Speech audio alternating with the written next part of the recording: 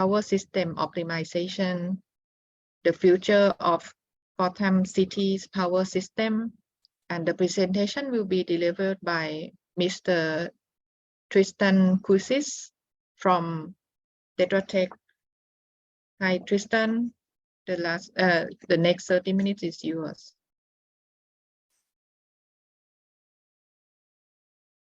Thank you, Dr. Sunyarat.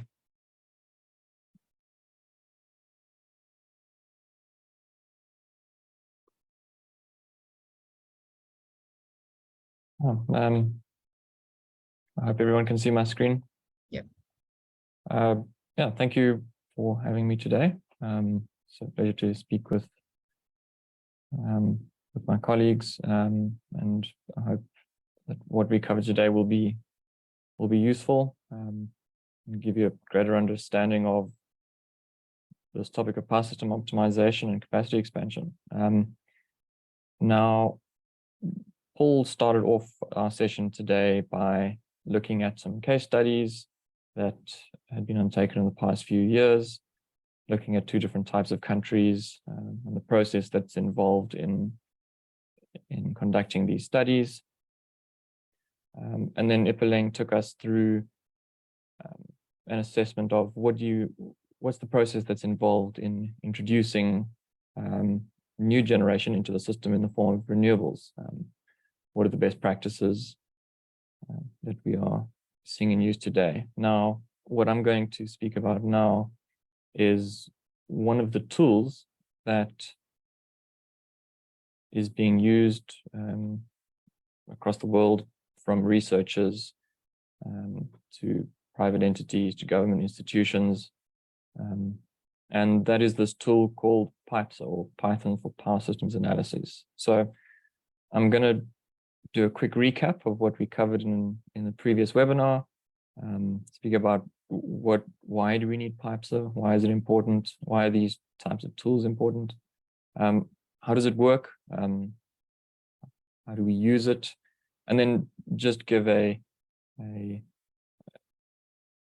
fictional case study of a system called Gotham City.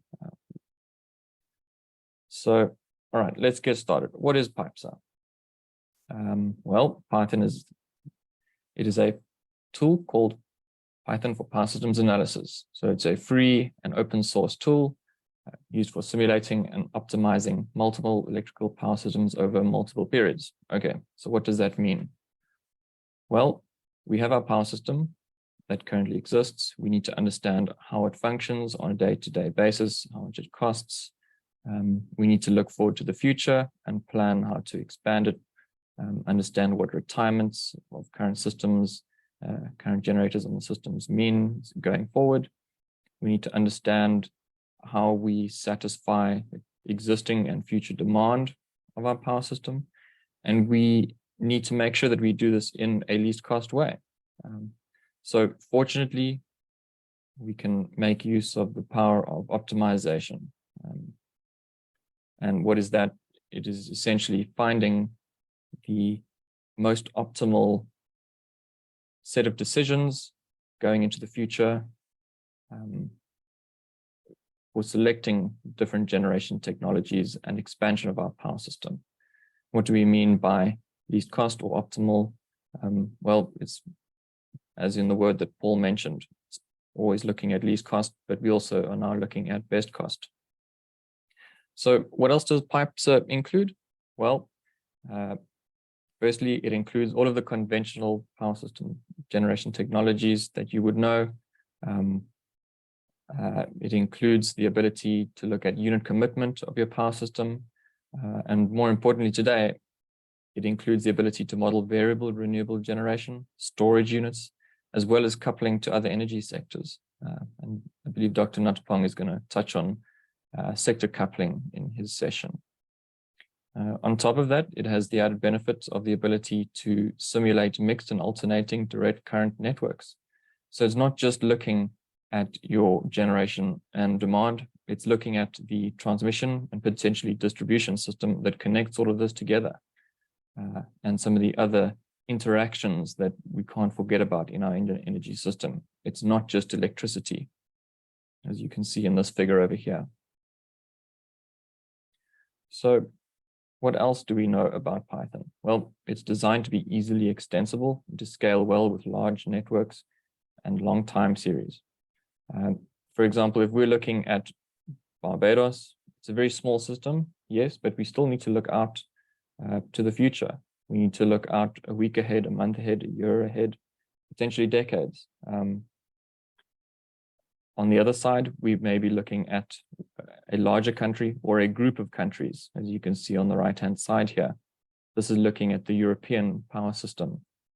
So this tool is particularly well suited for looking at these types of systems, analyzing them, assisting in the expansion of these power systems into the future, and potentially understanding how we should operate them in this least cost way.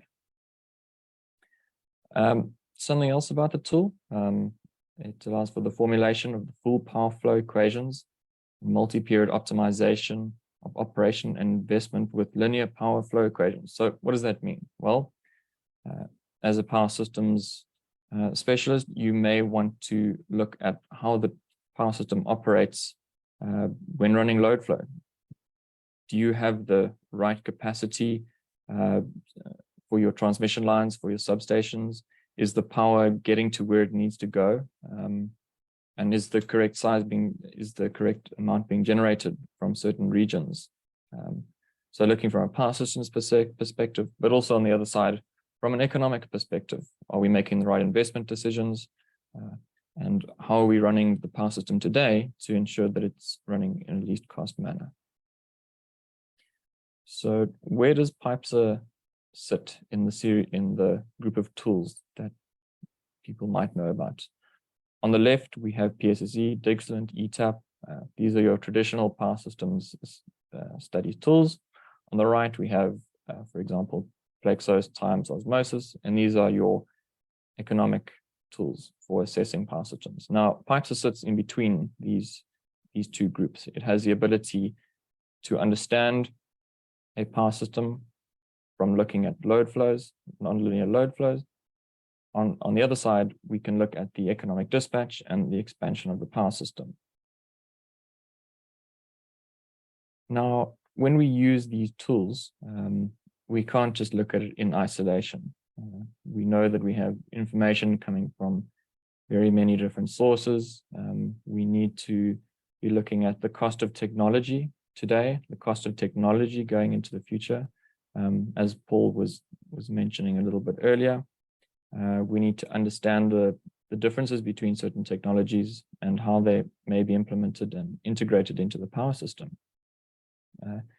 So these technology costs are very important to model when we are looking to understand this least cost optimization going forward. On the other side, we also need to think about what Ippeling mentioned about the renewable resources that we're going to be tapping into when we're moving forward with a higher penetration of solar PV and wind. Understanding the wind speed and the level of irradiance in certain areas of your country is very important to get an understanding of the amount of energy you can expect from plants, the capacity that you can expect from a certain installed capacity of plant on a day-to-day, month-to-month, year-to-year basis.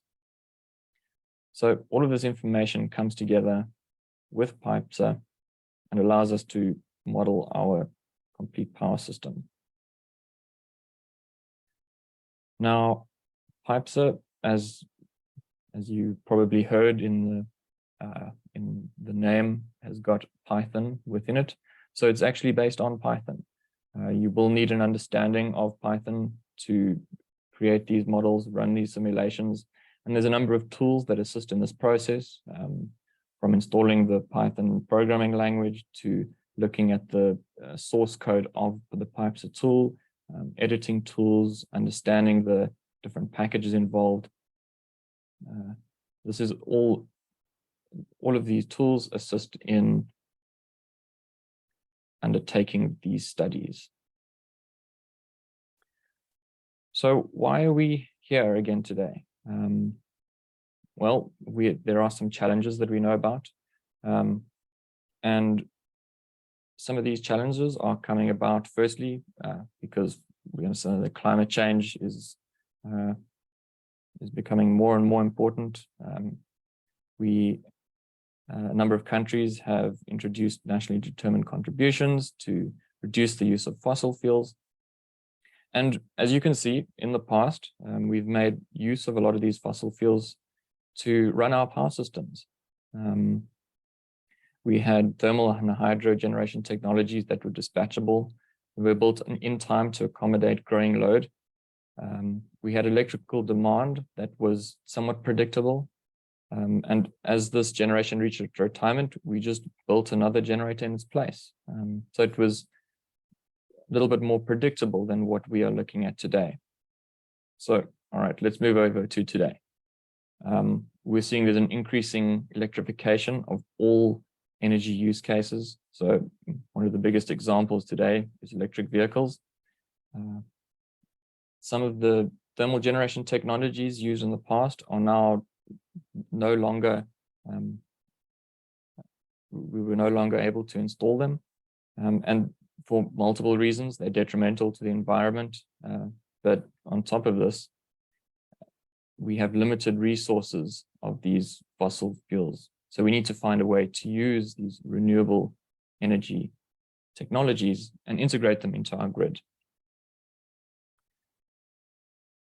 On top of that, as we had in the past, this older generation is reaching retirement. And in some countries, there's a lot of this generation that's reaching retirement, potentially forced retirements to comply with some of these climate commitment goals.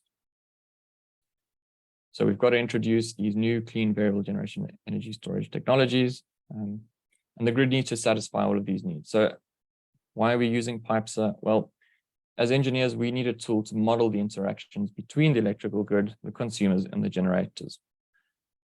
And most importantly, it is ensuring this triangle at the bottom, that we have sustainability, reliability, and affordability. So in the past, we had very predictable power systems. We'd planned for many decades. Now in the future, we have a more unpredictable system, and we need to understand the stochasticity of our generation sources going forward. And some of the challenges on the left here that we also covered in the last webinar. So what are these sustainability, reliability, and affordability criteria? Going forward, we need to respect environmental constraints, from greenhouse gas emissions to preservation of wildlife. Ep9 touched on this when looking at these RE zones, ensuring that we have the least impact on the environment as possible, not only avoiding protected areas. But we also need to look at the social and political constraints that we have, particularly looking at cities as an example.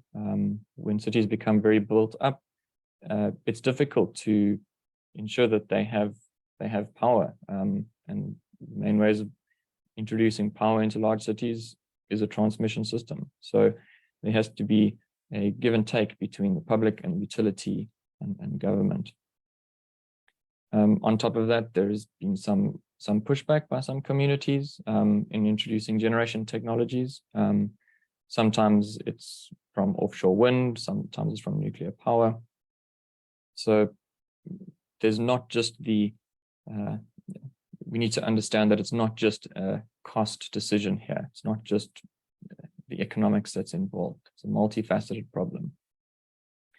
Looking over on the reliability side, we need to ensure that all of our customers have reliable and secure electricity or energy, whether it's coming into their homes, their businesses. And we need to ensure that when the wind isn't blowing, when the sun isn't shining, that this power is still delivered, and even when components fail. So this is the next criteria that we discussed. Now, this is somewhat linked to Paul's discussion on resilience as well. And lastly, we have affordability. We need to ensure that the system is least cost so that we can pass that on to customers. We need to ensure that the cost of electricity is affordable for the population. So all of this information is fed into the modeling process. And some of this assessment takes place outside of PIPESA, but then you need to get onto the modeling and using PIPESA to create this optimized pathway. So how does PIPESA work? Well, it uses a partial equilibrium model that optimizes for both short-term operation as well as long-term investment. So we're interested on the hour-to-hour operation of our system, but we're also interested in the year-to-year, decade-to-decade investments, retirements, and changes to the power system. Some of you might know the partial equilibrium model is also known as a bottom-up model, as opposed to the top-down or general equilibrium. So PIPESA takes all of these constraints and it converts them into a linear problem by modeling the energy system using a set of linear power flow equations. So this is what is, we take our constraints and they convert it into these linear power flow equations and constraints. The tool minimizes total system costs by incorporating the fixed and variable costs of generation. So at the bottom over here, you can see that we are minimizing the yearly system costs, and that's made up of the annualized capital costs, so how much it costs to install generation, transmission, and any associated infrastructure. And that's all added up over the timeline of the investment horizon. But we also need to consider the marginal costs, and this is going to come in the form of variable and fixed operating costs. And what we are considering in this component for certain generation is the fuel. We're minimizing total system costs as well, not only on the generation, but on the storage, transmission, and distribution side. And we're looking at the technical, operational, and physical constraints, as well as some of the other constraints that I mentioned over here, by ensuring that we have a sustainable, reliable, and affordable system. So this is all condensed into this objective function. Now, this objective function shown over here gets a little bit more complicated when you drill down into it, because it breaks out all of the different generation and components and power system components that are used to fully construct the total cost. So we convert these technical, operation, physical constraints into our set of linear equations, which is then mapped to this optimization problem. What are our optimization variables? Well, there's a number of degrees of freedom. There's a number of decisions that and possibilities that the power system can operate in at every given point in time. So an example over here is the power plant dispatch. There are also constraints that I mentioned before, physical constraints, and these are particularly due to the limits of some of the technologies in question. So for example, Paul mentioned that there are limits to how much power you can put through a certain type of transmission line. And then it is sent to the optimizer. So this feasible space is built by the solver, which is a multi-dimensional polyhedron, because we're looking at a multi-dimensional solution space over here with many different axes from all of the different constraints and options the solver can look at. And it uses one of two systems to solve the problem, either the simplex algorithm or the interior point algorithm. So I'm going to leave it up to the listeners to go and read more about these, how this process is undertaken. But really what we're interested in is the outcome. So this is where I'm going to transfer over to our example. So I'm not sure if anyone attending this webinar has heard of Gotham City. It's an interesting place that we have been told they have plans to decarbonize. So the mayor of the city has put a plan forward, a policy to decarbonize in the next 5 years. There's multiple reasons for this.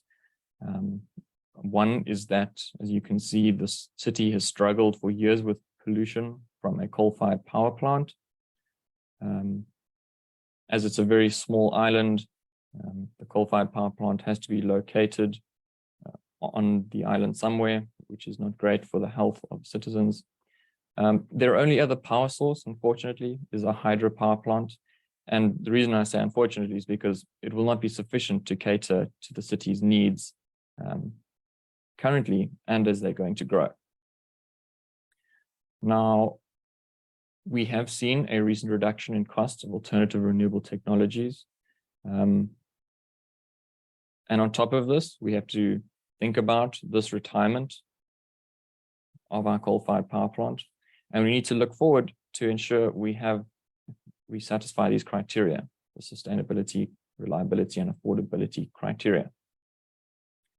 In this study, we're going to look over the next 5 years. So this is a very fast change that Gotham City is going to have to undertake. There's a number of parameters that we're not going to consider for simplicity. We're not going to look at the CO2 emitted, although I'm pretty sure that the CO2 emitted after the coal-fired power plant is retired going to be a lot less than before. We're not looking at the reserve margin on the power system at the moment. And there is this topic called energy transition mechanism. We're also not going to discuss this as it gets into a lot of detail on how exactly a country or a region undertakes the shift from using older generation technologies, fossil fuel power plants, to these new renewable technologies. Okay, so Gotham City currently has 3 substations, Wayne Manor, the Reservoir, and Clock Tower. City currently has, as we know, its coal-fired power plant of 200 megawatts and a hydro of 300 megawatts. This fellow by the name of Bruce Wayne has offered the use of his manor's lands for a solar PV array and a battery energy storage system. So you can see that to the northeast of Gotham City, which is located in Gotham County. Let's have a look at the network today. We have 3 substations, so 3 buses, and we have a transmission line connecting each of these 3 buses or substations to one another. We have our coal-fired power plant connected at Clock Tower, and we have our hydropower plant installed at the reservoir. What I'm illustrating here as well is the potential for new generation, for candidate generation. So at Wayne Manor, we know we have the potential to install some gas turbines. There is space. We know we may be able to install a solar PV plant and some batteries. There's a similar situation over at the reservoir, batteries, solar PV, and wind. And then at Clock Tower, we only have the possibility to install wind and a gas turbine. There's limited space down by Clock Tower. So what does the system look like today? Well, it's a lot of coal and it's a little bit of hydro. So currently it's able to meet the demand, and this is looking over the course of a week. So you can see your morning and evening peaks, and system is functioning. Going forward, however, we know that this area shaded in black is going to go away. So we need to change very quickly. Okay, so let's look at Gotham County or Wayne Manor. Our potential technology options, we've got batteries, solar PV, and a gas-fired power plant in the form of an OCGT.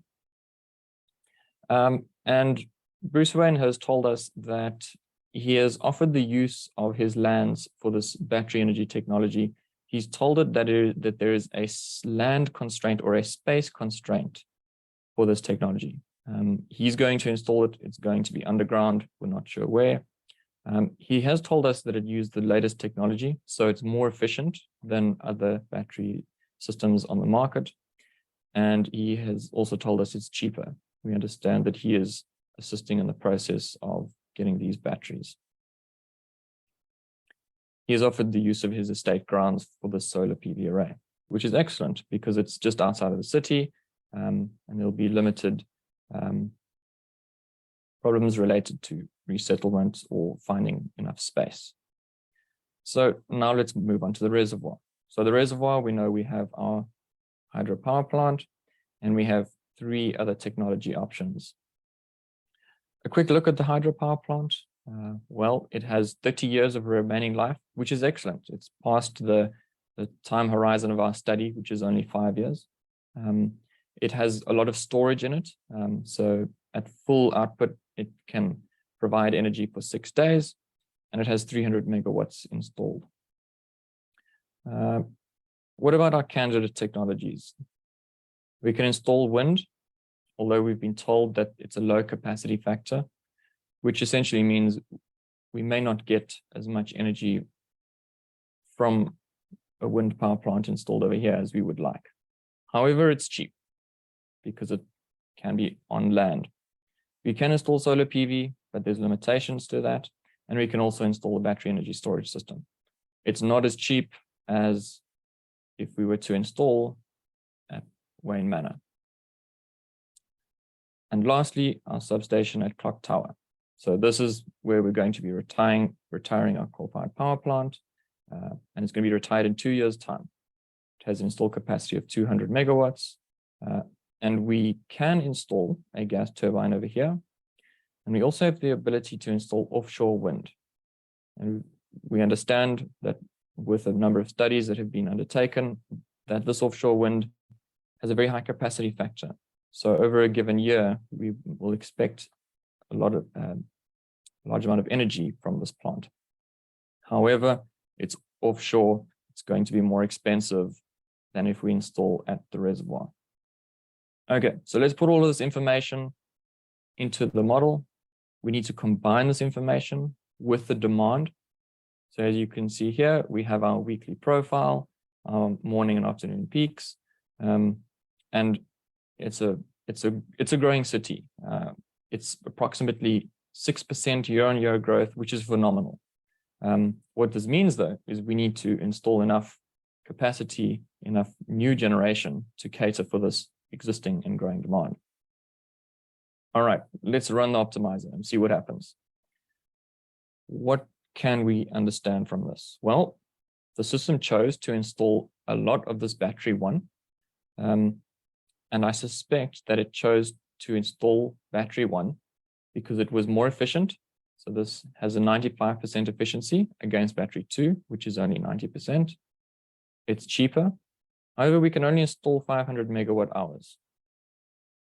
So what else did the optimizer tell us?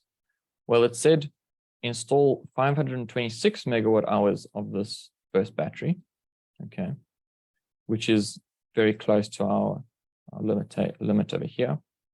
But the optimizer also said that with this 526 megawatt hours, it's still not enough to cater for the system. We still need a little bit of additional battery energy storage from our second plant, our second substation over here. And this is, even though it is more expensive and a little bit less efficient, it still makes sense to install batteries over here. So I installed about 113 megawatt hours. Okay, now let's look at the PV. So our PV array 1, we have a 27.2% capacity factor, which is excellent. That's a very high capacity factor. The use of the land over here means that we can extract a lot of energy from this plant. But now, if we compare the capacity factor from PV array 1 to PV array 2, we see a noticeable difference of about 10%. So the capacity factor of PV array 2 is quite a lot lower. And we believe that this is because the installation of a plant over here suffers from changes in elevation. So during some times of the day, it will be shaded because it's behind some rocky outcrops. So what does the optimizer tell us? Well, install more of PV array 1 than PV array 2. It still said install at both sites though. And finally, what about wind? Well, unfortunately, at our wind farm 1, we only have a 1.2% capacity factor, which is not great. However, it's lower cost, so it does have that going for it. What about if we compare it against wind farm 2? Well, this has a 19.6% capacity factor, which is much better. Again, it's expensive because it's offshore. What does optimization tell us? Well, it says only install at wind farm 2. What it's saying here is that wind farm 1 with 1.2% capacity factor just doesn't make economic sense to install. We will get almost no energy coming out of this plant for the installed capacity. We won't be able to recover the costs. And if you have this alternative wind farm 2, that's excellent. Okay, our hydroelectric power plant, that's going to continue operating. We've been told that there's a natural spring, so it's refilled by this natural inflow. And we can use it as a low-cost battery storage device because it has about 6 days worth of storage, which is excellent. And it's fortunately free. Okay, now let's have a look at the capacity. So in black over here, you can see the capacity of the coal-fired power plant. After that 2-year period, it goes out of service. So we've retired it. But now we need to install this additional capacity so that when this plant goes out of service, it will be a seamless transition. So you can see the installed capacity of these other generators on the system. Now you'll see a little bit of brown, the light and dark brown installed as well. So it's these little amounts of capacity installed. So let's see why that is there. And I think the best way to illustrate that is by looking at the energy sent out. So 2023 and 2024, a lot of our energy is coming from our coal. Going forward, it's going to change. When that retires, a lot of our energy is coming from our hydro, it's coming from our wind, it's coming from our PV, and also some of it is coming from a gas power plant. So it's to cater for some of these periods where there is low wind and low solar, where the hydro can't provide energy. So that's an interesting outcome. We can see that we have growing demand that's satisfied by the new generation coming online. And we are also looking at a system that is producing less CO2, less emissions into the atmosphere, which is great for people's health and greater for the environment as a whole. Now, this example over here is very basic. We've ignored a lot of the parameters. We haven't looked at curtailment. We haven't looked at the energy transition mechanism, CO2, reserve margin, heat rates, learning curves, detailed demand projections and profiles. This is all of the type of work that is included in conducting these type of studies. And this is only for a single scenario as well. Unlike what Paul mentioned in his case studies, where there were a number of different scenarios for future pathways for the country. So this is our final picture of the system, of the installed capacity and the retirement that you can see down at the bottom. And it looks very different on a day-to-day basis from what we saw previously. We now have a lot of our power system operating on solar, wind, hydro, and where there is excess, it's being charged by batteries, and where there is a lack of renewable energy, it's being provided by the batteries and also by gas in certain periods. So it's a very different picture from what we've seen in the past. And this is the power of PIPESA. This is just one of the types of assessments that you can conduct using this tool. Thank you.